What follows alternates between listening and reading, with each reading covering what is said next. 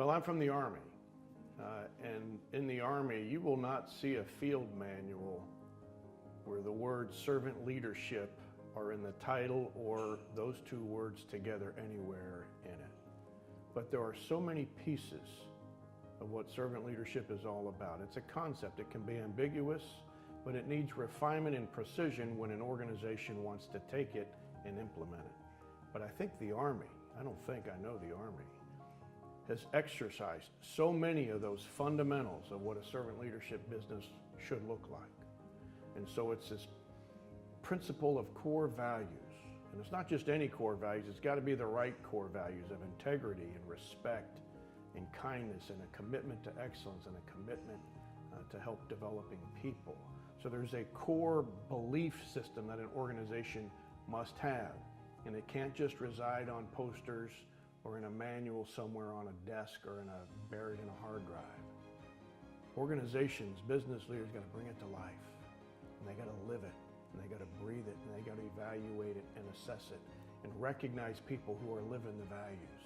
I think that at its very core is what the Army has been trying to do for 244 years and what a successful business can learn from the Army and learn from other businesses who are doing it. That, I think, is fundamental. Second thing I would suggest is,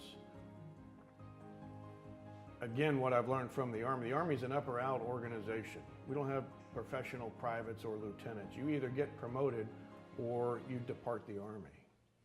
So this succession strategy in the Army is part of the Army culture. We don't have a succession strategy per se.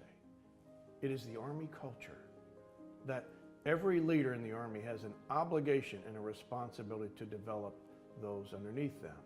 And whether in the better business world where you have opportunities to grow, you still have an opportunity and an obligation for business leaders to develop their people and helping them grow, helping them get promotions and do better for those who want to advance. And it's just as important for leaders to know when those people don't want to move up. They are perfectly satisfied being wherever they are in the organization, and that's marvelous too. They can be perpetual doctors or nurses or mechanics or shop foreman or whatever. They don't want to grow. But it's important for a business, if it wants to be successful, to understand, engage, understand who their people are, what their desires in life are, and help them be successful at whatever that is. You know, there are some leadership books that are classic, like How to Win Friends by Dale Carnegie. There are some leadership fundamental principles that are never going away. I don't care what generation you might be part of. They've been around since mankind was born. And these fundamentals of what right looks like in the leadership world are, in essence, what servant leadership is all about. There's a lot of ways, it means in how we communicate. Technology sort of helps us on how we communicate, but what we communicate is mainly the same. We have to have values. We have to understand an integrity and a commitment of these core values. That's not changing. We had them long ago. We just got to make sure they're right. Hitler had core values, but I think most of us would probably disagree on what his core values were. So they got to be right. Those will never change. Millennials, Gen Xers, baby, it doesn't make any difference. But you got to believe, you got to have hope, you got to have a belief system that helps establish a foundation for culture. This development of others, that's not going away. Never going away. How to treat people with respect and kindness, never going away. Never. And when we get into the margins and we treat people wrong, the business is never going to succeed. You're never going to attract and retain the quality of talent that you want to keep in your organization. So I think servant leadership is here to stay. We got to be better at refining it. We got to make sure I think we all as an enterprise in the Institute, we got to be very clear on what it means to be a servant leader and what the risks are if you don't do it right, or you misuse it, or you abuse the word, thinking that you're doing it right. Because in some instances where I've seen it done, either in the Army or elsewhere, the blind spots that are exposed when you evaluate how wrong it is then you can self-correct. But I think we really owe the world a continued refinement. It is a journey. So really, I think servant leadership is here to stay. We got to get some precision, make sure everybody understands what right looks like. And that's why I love about the Servant Leadership Institute. It is blazing the trails. It is attracting the right people here. And I think we're going to be in a target-rich environment, like I say in the Army, to keep going at it. The truth be told, I'd never even heard of it until about 15 years ago. I read a book by Ken Blanchard and Mark Miller called The Secret, What Great Leaders Know and Do. And it's a story, it's a fable about a gal who wants to understand how to be a successful department director. She was just promoted into that position.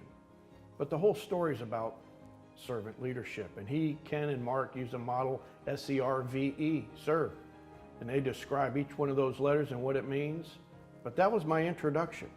And as I started reading and researching Robert Greenleaf and so many other books on servant leadership and leadership, I found out that a lot of people write about servant leadership and they don't use the word servant leadership. They write about fundamentals of what right looks like and how do you lead and care for and genuinely help people grow. And then I sort of reflected on my own life. Where did it start? It started with my dad, who was the most important role model in my life. It was cultivated in the Boy Scouts of America, where we have a Scout oath and a Scout law that talks about core values and doing what right looks like. And how do the Scout law is, a Scout is trustworthy, loyal, helpful, friendly, courteous, kind, obedient, cheerful, thrifty, brave, clean, and reverent. And it's like each one of those 12 words is powerful. And you learn to recite it in the Boy Scouts, just like you learn to recite the Pledge of Allegiance or the Lord's Prayer. You don't really know what those words mean when you first memorize them, but you say them enough. And as you grow and you experience life, those words start coming to life. I valued that. And in my time in the Army, upon reflection, I think I've been leading a servant leadership life all my life. Not every day, not every decision, not every action or behavior. But I was rejoicing when I was reading these books that reinforced many of the things I was already doing. So that was comforting to know that, I got most of it right, or a part of it right. Not always. But I've become a big fan. That's kind of what this is all about. The reason I'm excited to be here at this conference, and what I'm so proud of Art Barter and the team here, is because this Servant Leadership Institute is helping people understand what this ambiguous concept called servant leadership is all about. I have seen people use it and misuse it, and it has given servant leadership a bad name because people can't make decisions. They delegate everything. Their loyalty is to their own team versus loyalty to the enterprise. And so there are challenges out there for people who don't know what it is, who try but don't understand it. So I love it when you all have had this 9th conference. You've been doing it for 9 years now. And people come, and you can read something from reading books. That's why I write books. So people will read them. I've learned a lot from reading books. But when you come here and you hang out with people who have the same like-minded the goals that you have, and it's blood and oxygen that you share. Boy, oh boy, can you learn what right looks like and what other people have done. And you realize you're not the only one who's got the issue. There are issues all over the place. And you meet some people and you meet some concepts and you understand how the servant leadership helps put some precision in what those 2 words mean. And you can get a better idea of what right looks like. My name is Jeff Foley. I am the founder and CEO and president of Laurel Mountain Solutions.